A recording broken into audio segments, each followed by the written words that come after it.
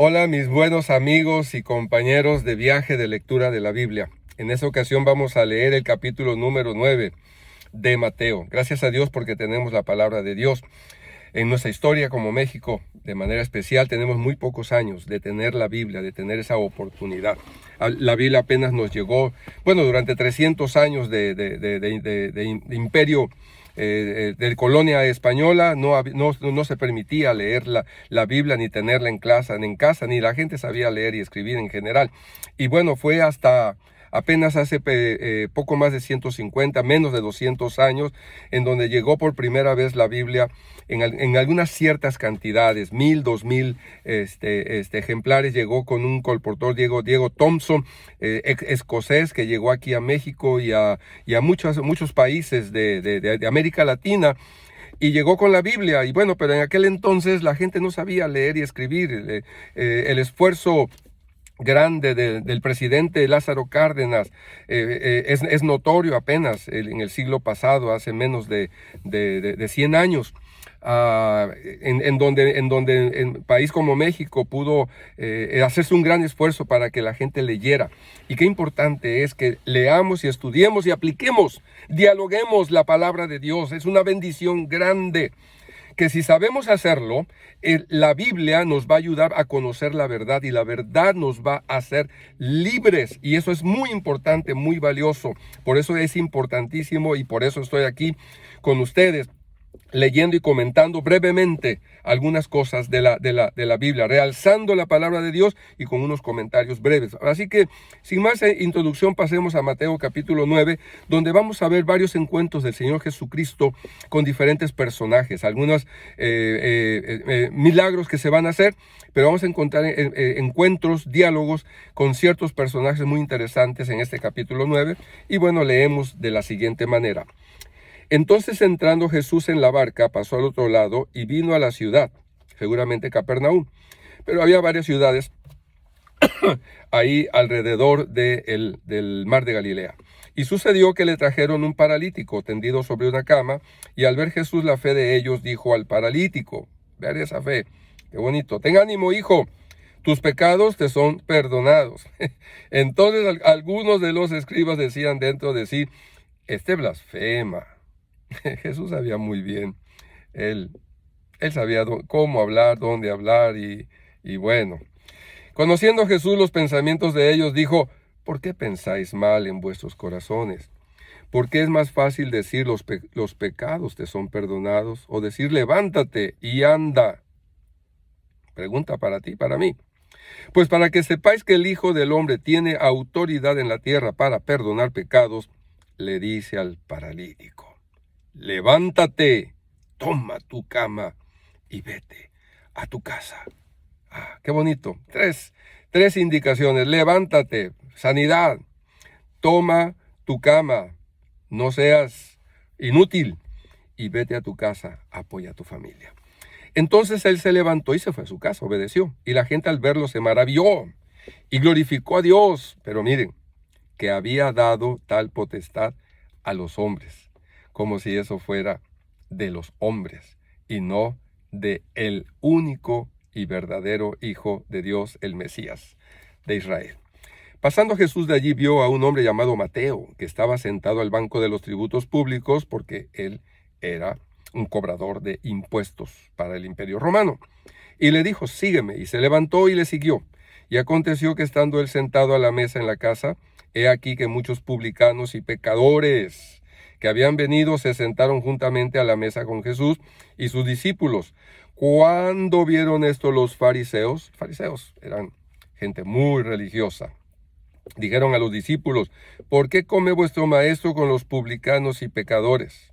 Miren, los fariseos, entre otros, hacían que el pueblo no se juntara más que con pura gente disque santa. Y miren, importante hacer este breve comentario.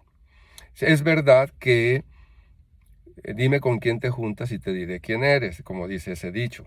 Salmo número 1 dice, bienaventurado el hombre que no anduvo en consejo de malos, ni en camino de pecadores, ni en silla de escarnecedores. Y bueno, si nos basamos solamente en un versículo de la Biblia, podemos sacar malas conclusiones. Por eso es que cuando en la tentación el diablo le citaba la Biblia a Jesús, Jesús le citaba la otra Biblia. Le digo, la misma Biblia, pero le citaba un contraversículo que permite equilibrar, y así nosotros. Es un principio de interpretación de la Biblia. No solamente hay que irnos por un versículo que nos parezca muy claro, sino que hay que ver algún contraversículo que nos permita tener un equilibrio. Como dijera, por ejemplo, el apóstol Pablo en primera de los Corintios, dice, todo me es lícito, pero no todo conviene. Entonces van a haber versículos en donde te puedan dar libertad, pero va a haber otros versículos donde te van a decir, hey, teme a Dios y apártate del mal. Así que los fariseos llegan y le preguntan, ¿verdad?, a los discípulos, ¿por qué come vuestro maestro con los publicanos y pecadores? Y vean ustedes la respuesta de Jesús. Verso 12. Al oír esto Jesús les dijo, los sanos no tienen necesidad de médicos, sino los enfermos. Id pues y aprended lo que significa misericordia quiero y no sacrificio, porque no he venido a llamar a justos, sino a pecadores al arrepentimiento. Entonces vinieron a él los discípulos de Juan, otro grupo que viene a hablar con Jesús, diciendo, ¿por qué nosotros y los fariseos ayunamos muchas veces y tus discípulos no ayunan? Jesús les dijo, ¿acaso pueden los que están de bodas tener luto entre tanto que el esposo está con ellos? Pero vendrán días cuando el esposo les será quitado y entonces ayunarán. Nadie pone remiendo de paño nuevo en vestido viejo, porque tal remiendo tira del vestido y se hace peor la rotura.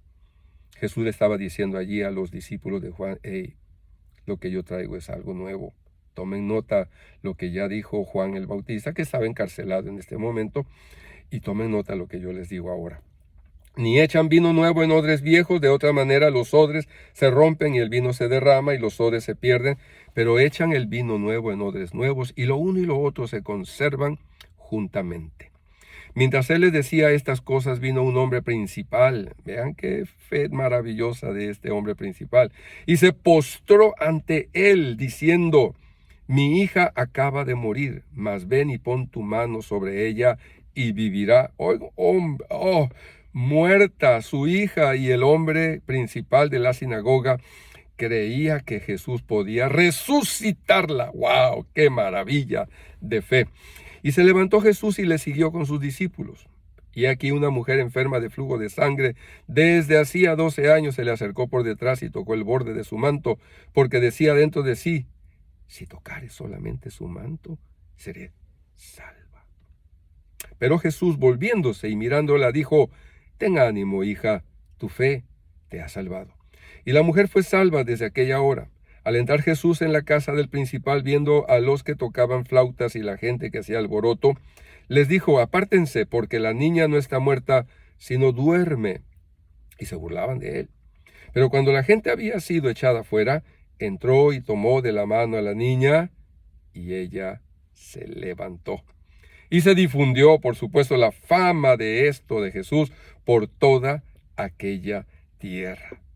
La fe del papá de esta niña, una fe muy grande de este principal de la sinagoga, logró que esta niña recibiera esta bendición de nueva vida.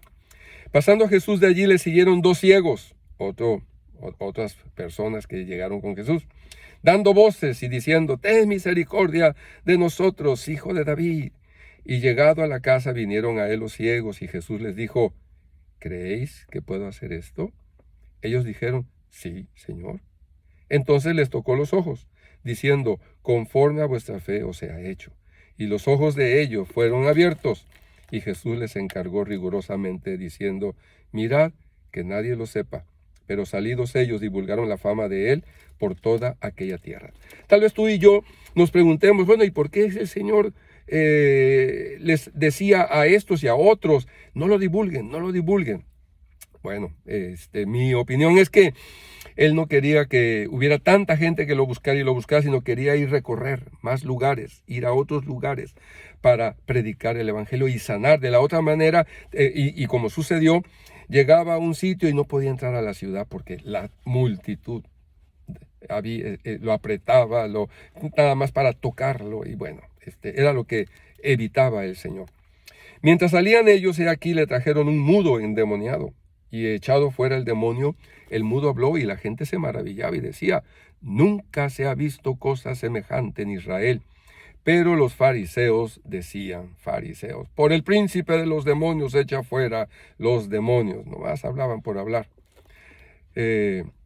Allá en Lucas hay toda una explicación, una respuesta del Señor Jesucristo a esta acusación de los fariseos.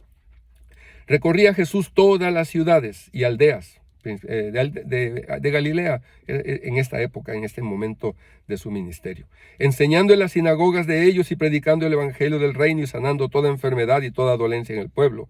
Y al ver las multitudes tuvo compasión de ellas porque estaban desamparadas y dispersas como ovejas que no tienen pastor. Entonces dijo a sus discípulos, a la verdad la mies es mucha, mas los obreros pocos. Rogad pues al Señor de la mies que envíe obreros a su mies. Y yo quiero terminar aquí preguntándote, ¿cómo te ves tú delante del Señor? ¿Te ves como una ovejita que necesita del Señor? Yo te animo para que tú le puedas decir en este día al Señor, Señor, yo soy tu oveja y yo te sigo, y yo te escucho, y yo quiero ser obediente, con todo mi corazón, y siempre, cada día, te seguiré.